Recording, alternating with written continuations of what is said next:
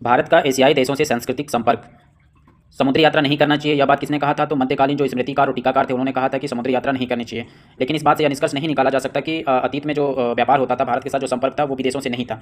ऐसा हमें देखने को मिलता है कि जो भारत का जो संबंध था वो हड़प्पा युग से ही विदेशियों के साथ देखने को मिलता है। जैसे हड़प्पा युग में एशियाई पड़ोसियों से संपर्क बना रहा था। भारत के जो व्यापारी थे वो मेसोपोटामिया के नगरों तक पहुंचे थे, जिसका प्रमाण हमें ईसा पूर्व 2400 ईस्वी पूर्व से 1700 ईस्वी के बीच के व्यापारियों की मोहरें देखने में मिलती हैं। भारत और चीन के व्यापार की बात करें तो भारत और चीन का जो संबंध है वो ईस्वी सन के आरंभ से देखने को मिलता है। ईस्वी सन में ही दक्षिण पूर्व एशिया, पश्चिमी एशिया और रोमन साम्राज्य के साथ भी वाणिज्य संपर्क भारत का बना रहा था। ठीक है, और आगे हम देखते हैं कि जो भारत का जो स्थल मार्ग था वह चीनी के रेशम मार्ग से जुड़ा हुआ था, इसलिए रेशम मार्ग भी कहा जाता है। पूर्वी रोमन साम्राज्य जो था उसके साथ भारत के वाणिज्यिक संबंध की चर्चा भी हुई थी, जो हम देखने को मिलता है। अब धर्म के बारे में बात करें तो बौद्ध धर्म का जो प्रचार था वह श्रीलंका, बर्मा, चीन और मध्य एशिया के साथ भारत के साथ संपर्क बढ़े थे।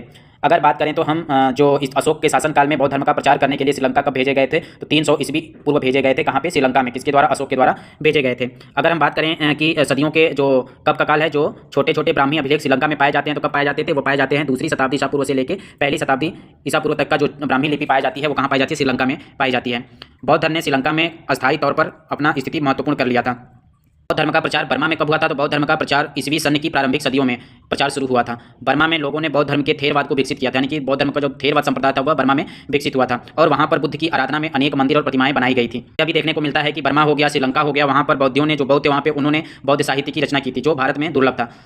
श्रीलंका में समस्त पाली मूल ग्रंथ संग्रहित किए गए और उन पर टीकाएं भी लिखी गई थी। बौद्ध धर्म भारत में तो विलुप्त हो गया, लेकिन श्रीलंका में इस धर्म के अनुयायी भारी संख्या में आज भी यहाँ स्थिति देखने को मिलती है। कनिष्क का जो शासनकाल था उसमें हमें देखने को मिलता है कि भारतीय धर्म प्रचारक चीन, मध्य एशिया और अफगानिस्तान जाकर बौद्ध धर्म का उपदेश देते रहे थे। भारत से जो बौद्ध धर्म था वो चाइना पहुंचता है, और चाइना से कहाँ पहुंचता है? तो चाइना से बौद्ध धर्म कोरिया जाता है और फिर जापान पहुंचता है। फाइयान और वेनसांग जो थे चीनी बौद्ध यात्री थे, इन्होंने बौद्ध धर्म ग्रंथों और सिद्धांतों की खोज से ही भारत में आए और उन्होंने यहाँ के संपर्क को दोनों देशों के लिए लाभप्रद सिद्ध बनाया, भारत और चाइना के लिए। बौद्धों की एक बस्ती चीन में देखने को मिलती है, उस स्थान का नाम था तून हुआड़ में। यहाँ पे बौद्धों की बस्ती बस गई थी। यहाँ से मरुभूमि के पार जाने वाली वणिकों की टोलियाँ अपना यात्रा शुरू करती थी। कहाँ से? चीन स्थित तून हुआन से। भारत में रेशम उपजाने का कौशल चीन से सीखा है। भारत में जो रेशम उपजाया जाता है उसका कौशल भारत ने किससे सीखा था? तो चीन से सीखा था। और चीनियों ने बौद्धों की चित्रकला किससे सीखी थी? तो चीनियों ने बौद्ध कला भारत से सीखी थी। प्राचीन काल में बौद्ध धर्म के 2 और महान केंद्र थे। कौन कौन थे? एक अफगानिस्तान था और दूसरा मध्य एशिया था। अफगानिस्तान में बुद्ध से संबंधित बहुत सारी चीज़ें मिलती हैं, जैसे बुद्ध की बहुत सी मूर्तियाँ हो गई और कई विहार मिले हैं। अफगानिस्तान का इलाका है जो एक बेंगाराम के नाम से जाना जाता है और बामियान के नाम से जाना जाता है।